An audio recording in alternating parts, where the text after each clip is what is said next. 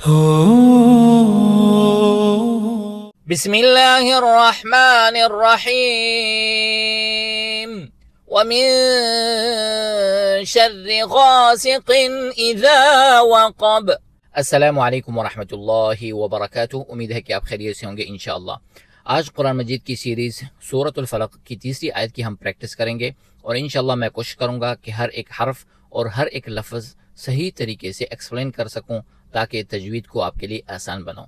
تو شروع کرتے ہیں سورۃ الفلق کی آیت نمبر 3۔ بسم اللہ الرحمن الرحیم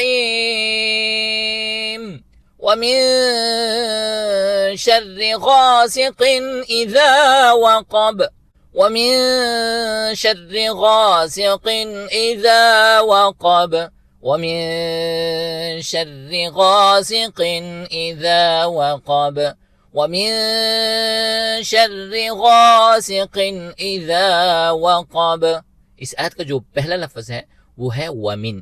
ومن میں ہم نے جیسے کہ پچھلی 2 کلاسز میں بھی پڑھ لیا تھا کہ اگر نون ساکن کے بعد کوئی بھی حرف حروف اخفا میں سے آ جائے تو ہم نے نون ساکن کو ادا کرتے وقت ہلکی سی غننے کی آواز ناک سے نکالنی ہوگی۔ تو ہم پڑھیں گے ومن ومن ومن ومن نہیں پڑھنا بلکہ ومن، اور اس کے بعد کا جو لفظ ہے وہ ہے شری شری شری، را کو باریک کر کے کیونکہ را کے نیچے زیر ہے۔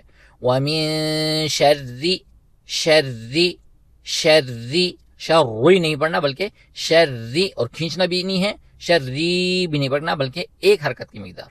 تو ہم پڑھیں گے ومن شری، اس کے بعد کا جو لفظ ہے وہ ہے غاسقین غاسقین غاسقین۔ غین کو پر طریقے سے فل ماؤتھ کے ساتھ ادا کرنا ہے کیونکہ غین حروف مستعلیہ میں سے ہے، اور 2 حرکت کی مقدار کھینچنا ہے کیونکہ اس کے ساتھ الف حروف مدہ میں سے ہے۔ تو ہم پڑھیں گے غا غا غاسقین، سین کو ایک حرکت کی مقدار کیونکہ اس کے نیچے زیر ہے۔ اکثر دوست اس میں غلطی کرتے ہیں، وہ پڑھتے ہیں غاسقین غاسقین پڑھتے ہیں، تو غاسقین نہیں پڑھنا بلکہ غاسقین غاسقین، سین کو ایک حرکت کی مقدار کھینچنا ہوگا۔ اس کے بعد قاف ہے جس کو ہم پور طریقے سے ادا کریں گے کیونکہ قاف حروف مستعلیہ میں سے ہے۔ تو ہم پڑھیں گے غاسقین غاسقین غاسقین۔ اچھا، ایک قاعدہ ہے بہت آسان ہے کہ اگر تنوین کے بعد حمزہ آ جائے، آسان بالکل آسان کر کے میں آپ کو بتا رہا ہوں تاکہ آپ کے لیے آسانی ہو، باقی تو اس میں حروف بہت زیادہ ہیں جس کو یاد کرنا مشکل ہو جائے گا، لیکن ایک چھوٹا سا اور آسان سا یہ قاعدہ سن لیں کہ اگر تنوین کے بعد حمزہ آ جائے، اگر تنوین کے بعد حمزہ آ جائے تو ہم نے وہاں پہ غنہ نہیں کرنا، ہم نے ناک سے آواز نہیں نکالنی۔ تو اب یہ قاف کے نیچے تنوین ہے، تنوین کہتے ہیں 2 زبر 2 زیر اور 2 پیش کو، اور قاف کے نیچے 2 زیر ہے، تنوین ہے، لیکن تنوین کے بعد حمزہ ہے، اگلے والے حرف میں اگلے والے لفظ میں حمزہ ہے۔ تو ہم نے یہ پڑھا تھا کہ اگر تنوین کے بعد حمزہ آ جائے تو ہم نے غنہ نہیں کرنا، تو غاسقین نہیں پڑھیں گے بلکہ اس کو بغیر غننے کے ادا کریں گے۔ اس کو بولتے ہیں اظہار، عربی میں جو قاعدہ ہے تجوید کا اس میں اس کو بولتے ہیں اظہار۔ تو ہم نے اظہار کرنا ہے، اظہار ظاہر کر کے پڑھنا ہے تنوین کو۔ تو ہم پڑھیں گے غاسقین غاسقین، قاف پر طریقے کے ساتھ کیونکہ قاف 2 نقطے والا، اس کو پور طریقے سے فل ماؤتھ کے ساتھ ادا کریں گے۔ غاسقین غاسقین، میں شروع سے پڑھ لیتا ہوں۔ ومن شر غاسق ومن شر غاسق، اس کے بعد کا جو لفظ ہے وہ ہے اذا وقب اذا وقب اذا وقب۔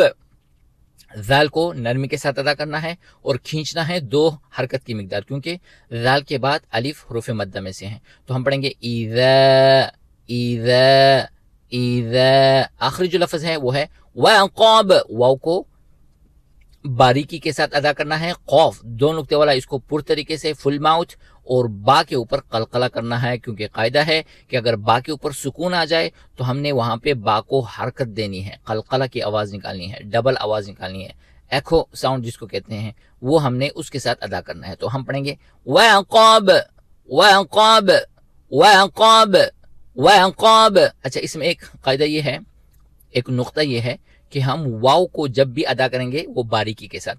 اکثر دوست کیا کرتے ہیں کہ قوف کی وجہ سے، جو کہ پر ہے، قوف کی وجہ سے وہ واو کو بھی پر طریقے سے ادا کرتے ہیں اور وہ واقب پڑھتے ہیں، واقب. تو یہ غلط ہوگا. تو ہم واو کو باریکی کے ساتھ، قوف کو فل ماؤتھ. واقب. ایک بار تو میں شروع سے پڑھ لیتا ہوں. وَمِن شَرِّ غَاسِقٍ إِذَا وَقَبَ وَمِن شَرِّ غَاسِقٍ إِذَا وَقَبَ وَمِن شَرِّ غَاسِقٍ إِذَا وَقَبَ. اگر آپ چاہتے ہیں کہ ہم قرآن کی مزید آیت کو اسی انداز میں حرف بحرف سیکھیں تو کمنٹس میں اپنی رائے ضرور دے سکتے ہیں.